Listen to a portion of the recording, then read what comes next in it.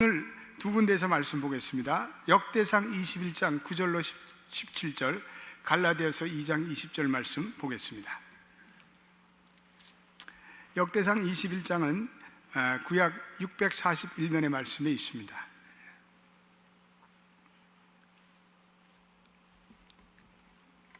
우리 9절부터 17절까지 한 목소리로 읽어보겠습니다. 시작. 여호와께서 다윗의 선견자 갓에게 이르시되 가서 다윗에게 말하여 이르기를 여호와의 말씀이 내가 내게 세 가지를 보이노니 그 중에서 하나를 택하라. 내가 그것을 내게 행하리라 하셨다 하라. 갓이 다윗에게 나아가 고하되 여호와의 말씀이 너는 마음대로 택하라. 혹 3년 기근일지, 혹 내가 석 달을 대적에게 패하여 대적이 칼에 쫓길 일인지, 혹 여호와의 칼 곧 온역이 사흘 동안 이 땅에 유행하여 여호와의 사자가 이스라엘 온 지경을 멸할 일인지 하셨나니 내가 무슨 말로 나를 보내신 이에게 대답할 것을 결정하소서. 다윗이 갓에게 이르되 내가 곤경에 있도다. 여호와께서는 긍휼이 심히 크시니 내가 그의 손에 빠지고 사람의 손에 빠지지 않기를 원하나이다. 이에 여호와께서 이스라엘 백성에 온역을 내리심에 이스라엘 백성의 죽은 자가 7만이었더라. 하나님이 예루살렘을 멸하러 사자를 보내셨더니 사자가 멸하러 할 때 여호와께서 보시고 이 재앙 내림을 뉘우치사 멸하는 사자에게 이르시되 족하다. 이제는 내 손을 거두라 하시니 때에 여호와의 사자가 여부수 사람 오르난의 타작마당 곁에 선지라. 다윗이 눈을 들어보매 여호와의 사자가 천지 사이에 섰고 칼을 빼어 손을 들고 예루살렘 편을 가리켰느니라. 다윗이 장로들로 더불어 굵은 베옷을 입고 얼굴을 땅에 대고 엎드려 하나님께 아뢰되 명하여 백성을 계수하게 하는 자가 내가 아니니까 범죄하고 악을 행하는 자는 곧 내니이다.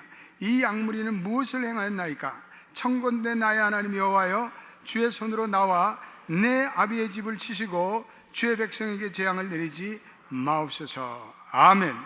우리 갈라디아서 2장 20절 말씀 한 군데서 더 보겠습니다. 갈라디아서 2장 20절 말씀 304면 말씀 읽겠습니다. 내가 그리스도와 함께 십자가에 못 박혔나니 그런즉 이제는 내가 산 것이 아니요 오직 내 안에 그리스도께서 사신 것이라. 이제 내가 육체 가운데 사는 것은 나를 사랑하사 나를 위하여 자기 몸을 버리신 하나님의 아들을 믿는 믿음 안에서 사는 것이라. 아멘. 우리가 사순절을 지내고 있는데 이 사순절의 근본 정신은 참회하고 회개하는 것입니다. 그래서 사순절은 AD 325년경에 기독교의 니케아 공의회라는 것이 열렸는데 그때 처음 언급됐습니다. 그래서 이 기간에는 성도들이 특별히 회개하는 기간으로 삼았고 금식을 통하는 회개가 강조되었고 또 교리 문답이 이 기간에 행하졌다는 기록이 있습니다. 또 특별 작정 기도를 통해서 예수님의 고난에 동참하였습니다. 우리는 이 사순절 기간이 아니더라도 그리스도인에게 있어서 회개라는 것은 일평생을 곱씹으며 실천해야 할 신앙의 가장 기본 정신, 백본이라고 할 수가 있습니다. 회개라는 것은 한마디로 돌아서는 것을 얘기합니다. 원래 모습으로 되돌아가는 것을 얘기합니다. 처음 길로 찾아가는 것을 얘기합니다. 그래서 구약에서 회개라는 것은 슈브르라는 단어를 쓰고 있는데 돌아간다 이런 뜻입니다. 예언자 에스겔은 이 말을 가지고 너희는 돌이켜 회개하고 모든 죄에서 떠날지어다 이렇게 꾸짖고 있습니다. 히브리 말로 슈브르라는 것은 그러므로 죄에서 돌아가는 것과 죄에서 돌이키는 것과 하나님께로 돌아가는 것을 말합니다. 그래서 회개라는 한자어는 원래 회라는 자는 한자로 뉘우친다 이런 뜻이 있습니다. 이 개라는 것은 한자어로 고친다 이런 뜻이 있습니다. 그래서 우리의 삶 속에서 뉘우칠 것을 뉘우치고 회개하는 것을 말합니다. 우리의 삶 가운데 하나님을 향한 온전한 신뢰를 방해하는 모든 것으로부터 우리는 돌이켜야 합니다. 그래서 그것이 우리가 집착하는 물질이라든지 명예라든지 인간관계라든지 또한 기계 문명이라든지 정보기기라든지 오락이라든지 쾌락이라든지 모든 것을 포함해서 하나님보다 더 사랑하는 것은 다 하나님의 사랑으로부터 우리를 멀어지게 합니다. 그래서 우리는 그것을 뉘우치고 우리는 그것을 끊고 우리는 그것을 제거할 수 있어야 합니다. 그런 의미에서 오늘 역대상에서 다윗이 보여주는 이 회개의 모습을 저와 여러분들이 생각하면서 은혜를 받고자 합니다.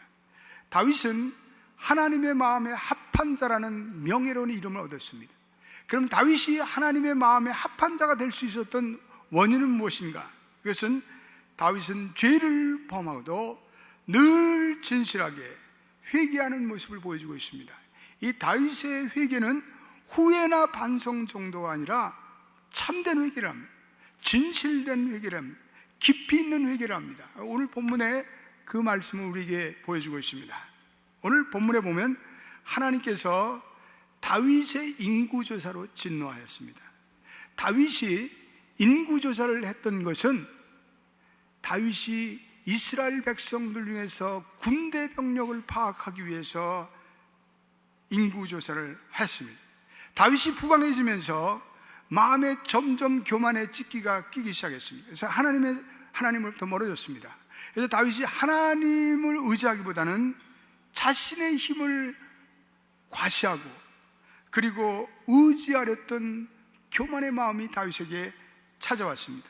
그래서 인구를 통해서 군대 병력을 파악해서 그 병력을 의지해서 자기 나라를 지키려 했던 그러한 의도를 이 다윗이 가졌습니다. 하나님께서 다윗의 이러한 교만한 의도를 아시고 오늘 다윗에게 세 가지 징계를 선지자 갓을 통해서 내리고 있습니다. 그래서 갓을 통해서 내가 세 가지 징계를 주는데 그 중에 어떤 것을 택할래? 그래서 그 세 가지 징계라는 것은 첫째로 3년 동안 그 땅에 기근이 오는 것과 아니면 석 달을 적군에게 쫓겨다니는 것과 아니면 여호와의 칼인 전염병이 3일 동안 이스라엘 백성들에게 임하는 그러한 세 가지 징계를 놓고 다윗 보고 선택을 하였습니다. 그랬더니 다윗이 하나님의 직접적인 손길에서 재앙을 받겠다, 이렇게 다윗이 그 카드를 선택합니다. 이것은요, 다윗의 참여하는 마음을 보여주고 있습니다. 여러분들, 오늘 우리 읽은 13절 말씀을 우리 읽어보겠습니다. 같이 읽어보겠습니다. 시작. 다윗이 갓에게 이르되 내가 공경에 있도다. 여호와께서는 긍휼히 심히 크시니 내가 그의 손에 빠지고 사람의 손에 빠지지 않기를 원하나이다. 다윗은 자신의 죄가가 사람들이 아닌 하나님에서 직접 하나님 저를 징계해 주십시오. 다윗은 참회하는 진실된 마음을 가지고 있었습니다. 그로 인해서 하나님께서 전염병을 내리셨는데 이스라엘 백성 중에 7만 명이 죽는 참혹한 결과가 초래됩니다. 그런데 다윗은 하나님의 긍휼과 자비를 확신하고 하나님의 긍휼하심을 매달립니다. 그래서 오늘 우리가 읽은 이 15절에 하나님의 긍휼이 매우 크시도다, 이렇게 자기의 죄를 참회합니다. 그랬더니 하나님께서 사무엘상 24장 15절에 보면 그 온역을 3일 동안 전염병을 내리기 시작했는데 다 내리지 않고 하루 동안만 내리셨습니다. 그런데도 7만 명이라는 이스라엘 백성들이 그 온역으로 죽게 됩니다. 하나님께서 참회하는 다윗을 보고 3일의 온역을 하루 만에 끝이십니다. 15절도 우리 읽어보겠습니다. 이러한 말씀이 나옵니다. 같이 읽어보겠습니다. 시작. 하나님이 예루살렘을 멸하러 사자를 보내셨더니 사자가 멸하라 할 때 여호와께서 보시고 그 재앙 내림을 뉘우치사 멸하는 사자에게 이르시되 족하다, 이제는 내 손을 거두라 하시니 때 여호와의 사자가 여부수 사람 오르난의 타작마당 곁에 선지라. 오늘 다윗은 이 전염병이 자신의 범죄함으로 하나님께서 자기를 치신 영적인 원인으로 확신하고 그는 겸손하게 참회를 했더니 하나님께서 22절에 그러면 내가 마음을 돌릴 테니까 너는 나를 위하여 제단을 쌓으라, 나와 이제 화목하자. 그러면서 그러면 그 전염병이 백성 중에 끝이라. 오늘 22절에 그렇게 말씀하고 있습니다. 다윗이 하나님의 긍휼을 바라볼 때, 예배를 통해 하나님의 자비를 구할 때, 예배를 통해서 다윗이 계속 참여할 때 하나님께서 심판이라는 카드를 거두시고 그리고 다윗에게 자비를 베푸시고 전염병이 끝이게 하십니다. 오늘 17절에도 다윗의 참회는 계속됩니다. 17절 우리 한번 읽어보겠습니다. 같이 읽어보겠습니다. 시작. 하나님께 명하여 백성을 계수하게 한 자가 내가 아닌 범죄하고 악을 행한 자는 곧 내니이다. 이 양무리는 무엇을 행하나이까? 청컨대 나의 하나님 여호와여, 주의 손으로 나와 내 아비의 집을 치시고 주의 백성에게는 재앙을 내리지 마옵소서. 다윗은 모든 재앙의 원인이 자기로부터 출발됨을 그는 시인합니다. 자기의 죄를 솔직히 고백합니다. 그리고 그 죄에 대한 책임을 누구에게도 돌리지 않고 나에게 있습니다. 나를 벌하소서. 그리고 하나님의 자비를 구하는 것을 볼 수가 있습니다. 여러분, 회개라는 것은 자기의 죄를 솔직히 고백하는 것입니다. 진실되게 고백하는 것입니다. 다윗은 왕의 자리에서 내려와 하나님 앞에 무릎을 꿇습니다. 그리고 자기의 왕관을 내려놓고 자기의 위신을 내려놓고 자기의 체면도 다 버리고 그는 회개합니다. 다윗은 그 회개를 하나님 받아주옵소서 그랬더니 하나님께서 다윗의 이 회개를 받으시고 그리고 용서를 선포하십니다. 오르난 타작의 마당에서 단을 쌓아라. 너는 나에게 예배하라. 제사를 지내라 라고 말씀하십니다. 여러분, 회개라는 것은 용서로 나아가는 마중물입니다. 여러분, 마중물 뭔지 아세요? 옛날 여러분들 집에서 펌프가 있던 집은 이 펌프에서 물이 나오기 위해서는 물을 부어야 합니다. 그 마중물을 부으면, 그래서 펌프질을 하면 밑으로부터 물이 콸콸콸콸 터집니다. 그게 마중물이에요. 회개는 하나님의 용서가 일어나기 위한 마중물임을 믿게 되시기를 바랍니다. 회개는 구원으로 나가는 마중물입니다. 우리가 회개가 없다면 하나님의 구원도 없고 하나님의 긍휼도 없고 하나님의 자비도 일어나지 않습니다. 회개라는 것은 하나님의 긍휼과 자비와 용서를 구하기 위해서 우리가 집어넣어야 할 마중물입니다. 다윗이 이러한 모든 참여하는 모습을 보시고 하나님께서 그 멸망을 돌이키십니다. 그래서 15절에 하나님이 후회하셨다. 이거는 표현을 보면 뭐 하나님이 인간처럼 후회했다 그런 것은 아니고 이건 하나님의 긍휼하심을 얘기합니다. 하나님은 회개하는 자의 회개를 보시고 마음을 돌이키십니다. 그리고 하나님의 진노를 멈추십니다. 그리고 하나님의 진노를 멈추시고 다윗으로 하여금 오르난의 타작마당에서 나에게 화해의 제사를 드리라 이렇게 명하십니다. 다른 말로 말한다면 예배를 드려라 이런 말씀입니다. 여러분, 예배라는 것은요, 하나님의 뜻을 돌이킬 수 있는 그 기회들을 우리가 만나는 그 놀라운 은총의 자리입니다. 하나님이 마땅히 우리를 심판하셔야 됨에도 불구하고 그 심판을 멈추시고 돌이키는 그 자리가 예배의 자리인 줄로 믿게 되시길 바랍니다. 그래서 우리는 예배의 자리에 나와서는 진실되게 참여해야 합니다. 여러분들이 예배에 나와서는 이 예배를 드리는 이 자리에서만은 꼼수를 피워서는 안 됩니다. 여러분들이 예배를 드리는 이 자리에서는 오리발을 내밀어서는 안 됩니다. 진실해야 합니다. 여러분들이 인간의 관계에 있어서, 여러분들이 비즈니스에 있어서, 여러분들이 세상의 삶 속에 있어서는 속이고 위선적으로 살았고 꼼수를 피고 오리발을 내려도 좋은데 좋긴 뭘 좋아.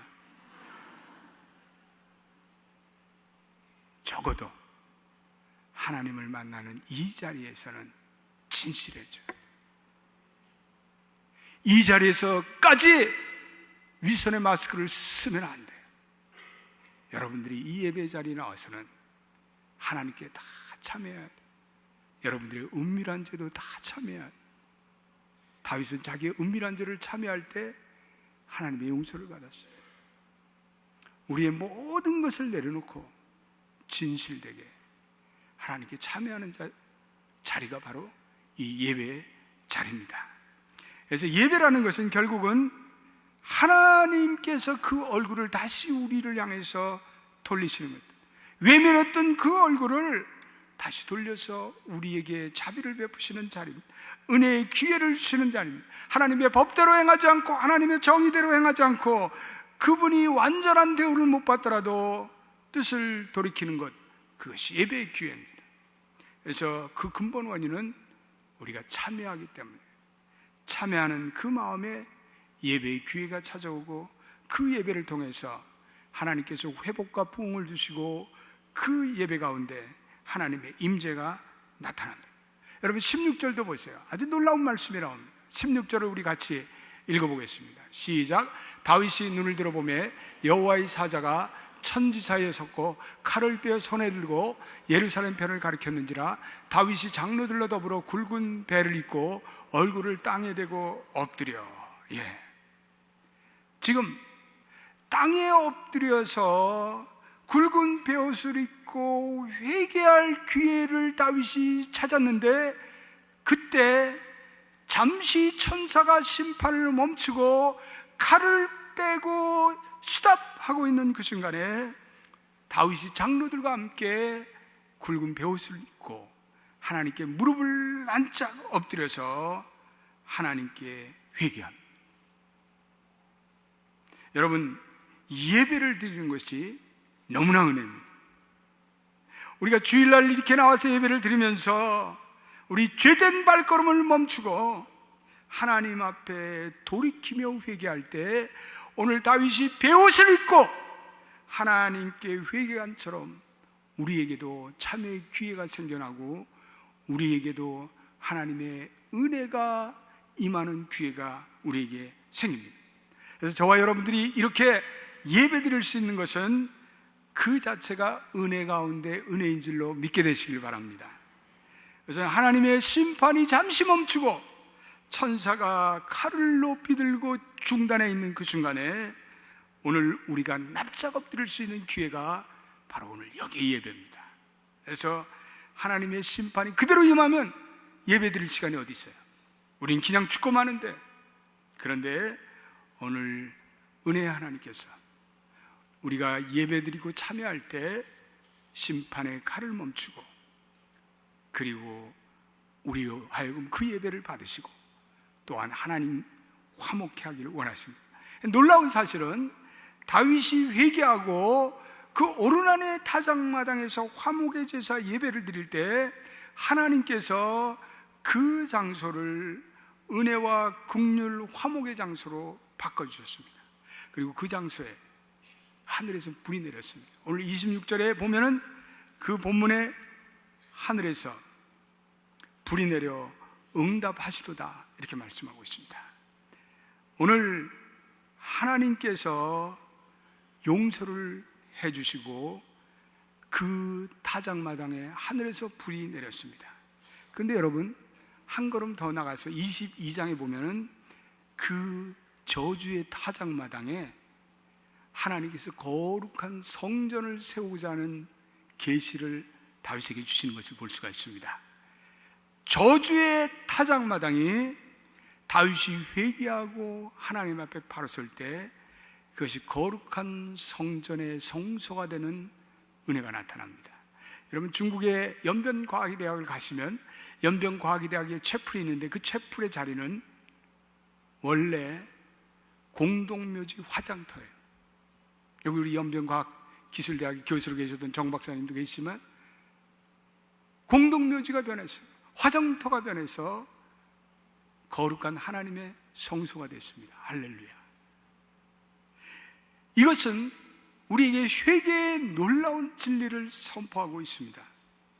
다윗이 인구조사했던 교만함을 온전히 회개하고 하나님을 온전히 의지하며 회개하였더니 하나님께서 그것에 불을 내려주시고, 그리고 그것이 거룩한 성전이 됩니다.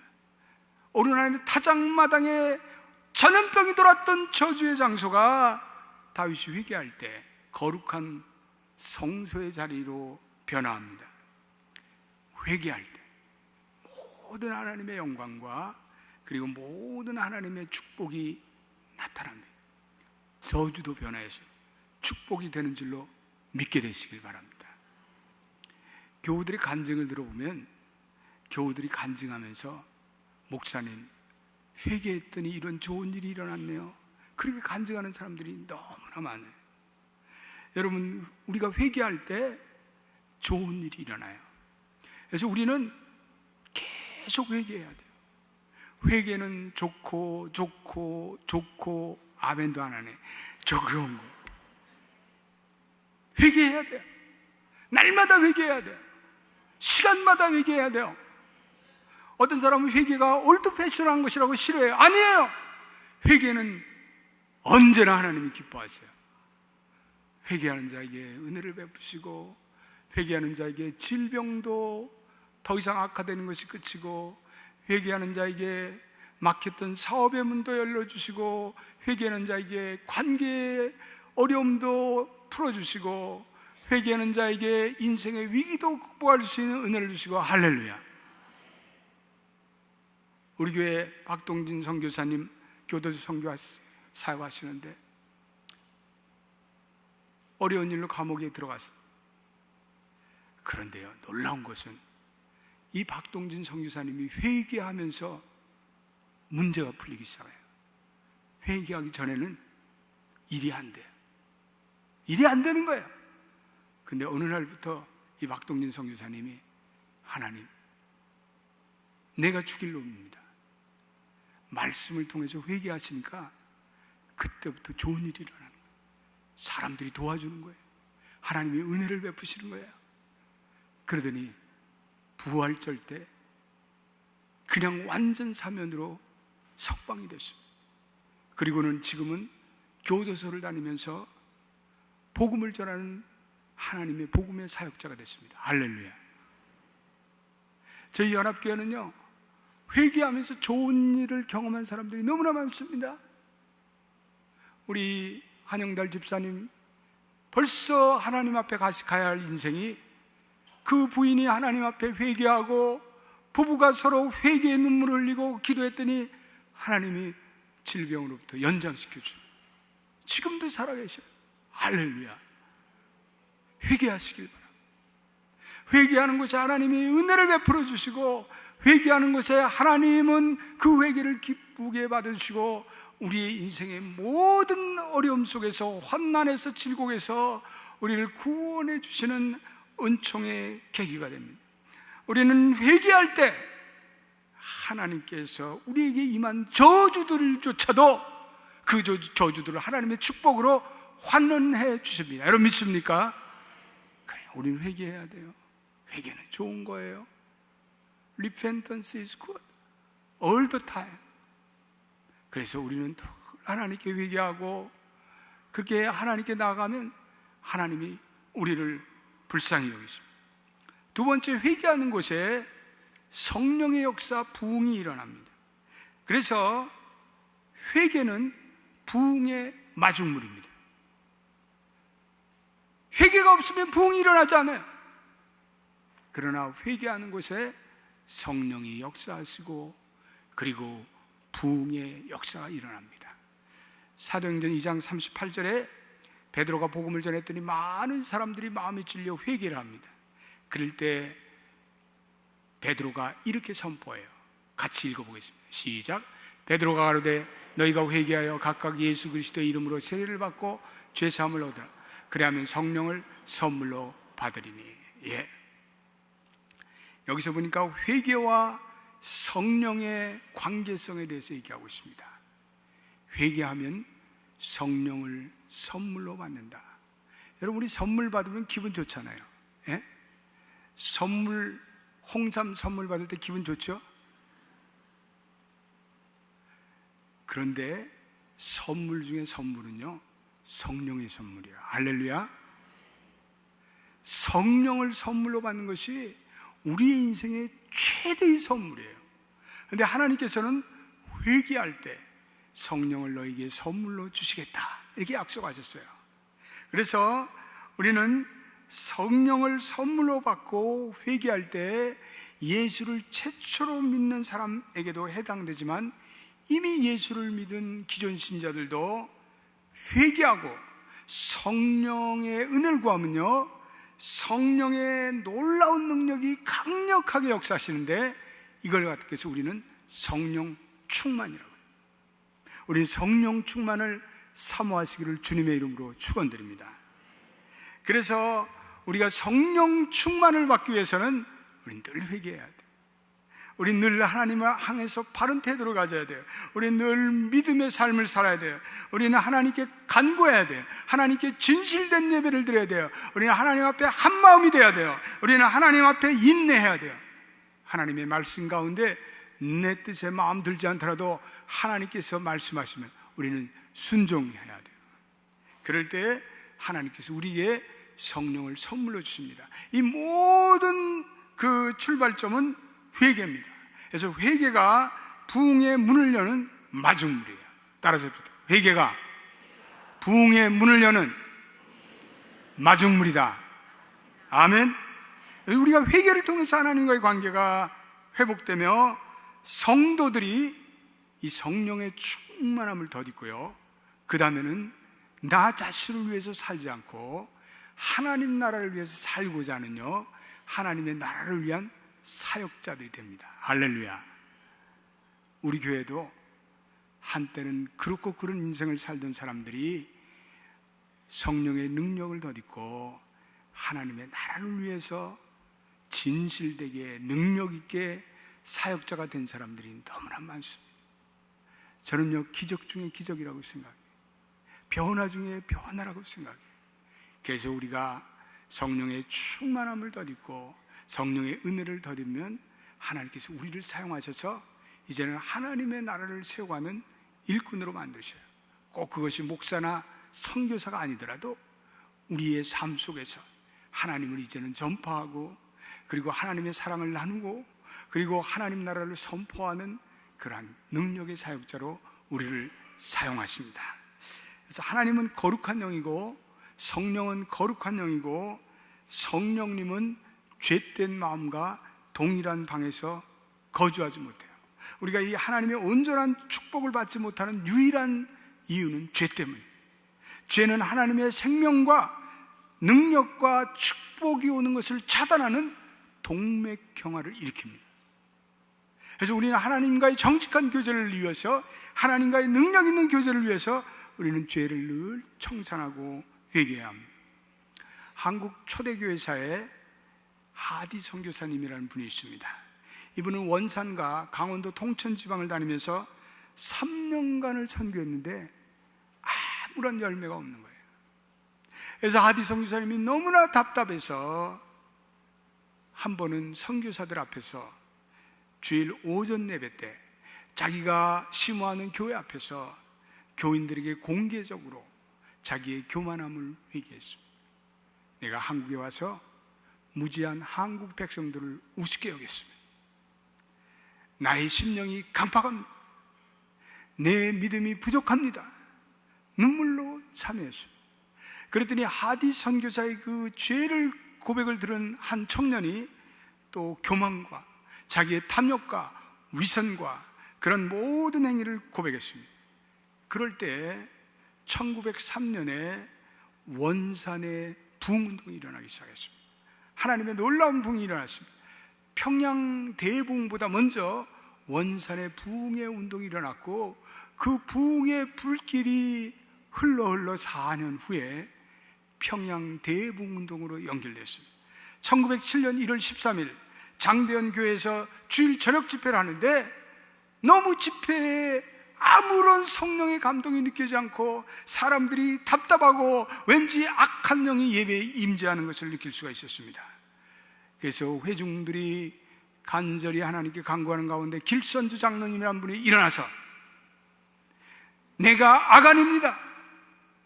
내가 내 친구가 죽으면서 자기 아내를 돌보라고 한 그 돈을 내가 취득했습니다. 내가 죄인입니다. 이렇게 참여하며 온 성도에게 자기의 죄를 고백하기 시작했습니다. 그때부터 돌연 그 장소에 하나님의 놀라운 영이 임재하기 시작했습니다. 한 사람 한 사람이 일어나서 자기의 죄를 고백하고 그들은 꼬꾸라져서 울음을 터뜨렸습니다. 회개가 간증이 시작됐습니다. 저녁 8시에 시작한 그 예배가 새벽 2시가 되도록 계속되었습니다. 사람들은 심장이 터져 나갈 정도로 자기 죄를 회개하면서 울부짖었습니다. 어떤 남편은 자기가 새 아내를 얻기 위해서 자신의 아내를 죽음에 이를 정도로 증오했다고 그런 무서운 죄 고백을 했습니다. 어떤 교인은 돈을 주인에게 돌려주지 않은 죄를 고백했습니다. 어떤 강도는 자수해서 자진해서 구속을 받은 그러한 강도도 있었습니다. 사람들은 기만과 그리고 교만과 그리고 속됨과 그리고 음욕과 그리고 탐욕과 그리고 증오와 질투와 그리고 게으름, 모든 것을 하나님께 털어놓고 회개하기 시작했습니다. 그때부터 평양에 대붕이 일어났습니다. 평양에 부흥의 불길이 타오르기 시작했습니다. 그 평양의 부흥의 불길이 전 남한까지 흘러 넘치기 시작했습니다. 오늘 한국교회의 이 부흥은 평양 대부흥에 흐르는 그 부흥의 열매, 그 부흥의 씨앗, 그 부흥의 역사적인 은혜입니다. 토레이라는 유명한 크리스찬은 이런 말을 했습니다. 나는 땅 위에 어떤 교회나 어떤 도시도 부흥될 수 있는 한 가지 비결을 알고 있습니다. 그것을 제가 여러분들에게 알려드리겠습니다. 이렇게 말을 한 후에, 첫째, 소수의 성도들이 많은 숫자가 아니더라도 하나님의 관계에 있어서 꺼리끼는 모든 것을 진실되게 참여해야 한다는 것입니다. 이것이 부흥의 가장 필수적인 조건이라는 것입니다. 이것이 없으면 다른 모든 것도 소용이 없다는 것입니다.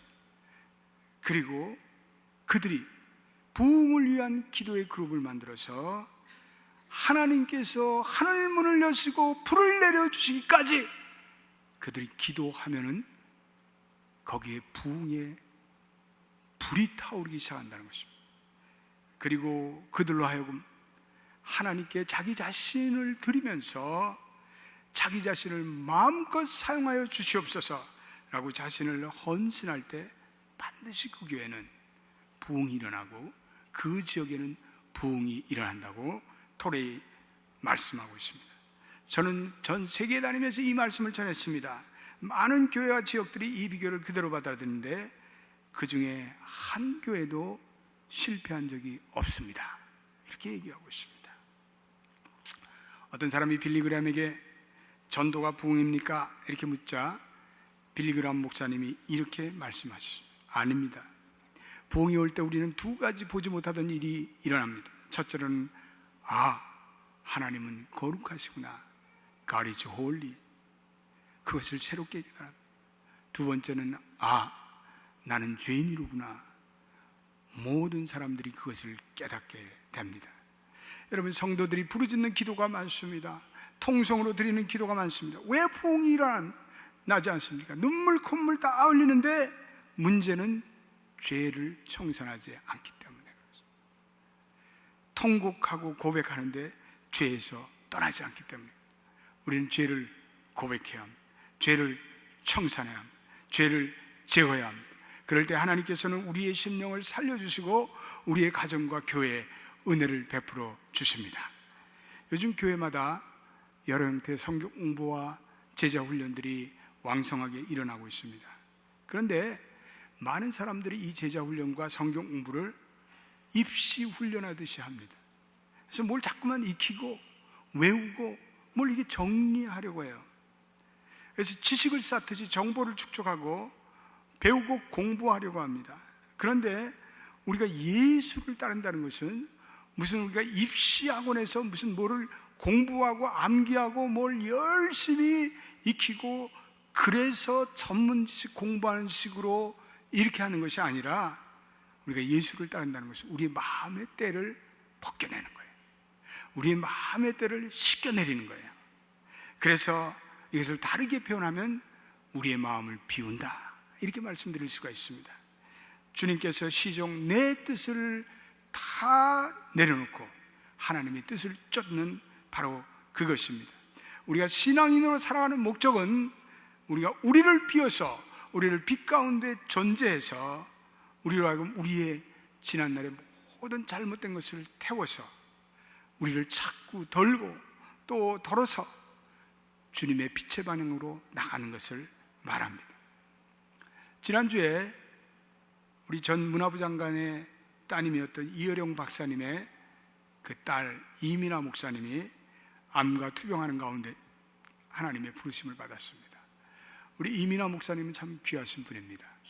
그녀는 원래 법을 전공해서 미국에서 유학해서 법을 전공하고 검사와 변호사의 생활을 하다가 자기의 자녀가 병이 들고 죽게 되면서 그는 하나님의 은혜를 깨닫고 그리고 목사가 되었습니다. 그리고 자기 아버지에게 복음을 전합니다. 그리고 한국의 최고의 지성이었던 이어령 박사가 자기 딸의 눈물 어린 간증을 듣고 회개하고 그래서 지성에서 영성이라는 놀라운 책을 쓰시기도 하였습니다. 그런데 그녀가 지난주에 많은 이들이 기도하는 가운데 하나님의 부르심을 받고 고요히 하나님의 품에 안기었습니다. 그녀를 추모하던 어느 목사님이 그녀를 이렇게 회고하였습니다. 그녀는 남들만큼 공부했고 그녀는 그만한 지성과 교양을 갖추고 있었습니다. 그런데 그녀는 어린아이처럼 살았습니다. 주님을 찬양하는 그 앞에서 누구도 당신의 몸이 아프니 그만두라고 하지 못했습니다. 그녀는 사랑하는 주님의 품에 안겼습니다. 그녀는 죽음을 두려워하지 않고 영생과 부활을 믿고 확신하던 분이기에 그녀에게는 항상 강한 영적인 힘이 느껴졌습니다. 집회를 인도하며 청년들을 위해서 기도하는 그녀를 보면서 죽어가는 그녀가 다른 일을 살리고 있었습니다 라고 그 목사님은 수료하고 있습니다. 그녀의 두 번째 남편 제프 부캐너는 이 목사는 향유병을 깨뜨린 여인과 같다고 회고하고 있습니다. 그녀는 주님만 사랑했고 주님만 찬양했고 그녀는 자기가 받은 사랑을 온 사람들에게 나눠주길 위해 온 힘을 쏟아서 기도했고 하나님의 사랑이 그녀를 통해서 드러나기를 그녀는 진정 원했다고 전합니다. 이민아 목사, 오늘 우리가 읽은 갈라디아에서 나타난 십자가의 인생이 아닐 수 없습니다. 십자가의 사랑을 안고 살아가는 인생입니다. 오늘 나를 사랑하사 나를 위해 자기 몸을 버리신 하나님의 아들을 믿는 믿음 안에서 살아갔던 귀한 여인이었습니다. 그리스도를 위해서 자기의 고난을 치르고 그리고 그리스도와 함께 고난받는 인생을 살아간 여인이었습니다. 이민아 목사, 진정 참회의 인생을 살아갔던 하나님의 딸이 아니었을까요? 그는 십자가의 은혜를 바라보며 하나님께 참회하며 자기의 생을 모든 사람을 위해서 나눠준 하나님의 딸이었습니다. 참회하고 회개의 열매가 맺힌 거룩한 삶으로 살다가 주님의 품에 안겼습니다. 저와 여러분도 이러한 진정한 회개와 참회의 삶이 이 사순절에 이루어지기를 주님의 이름으로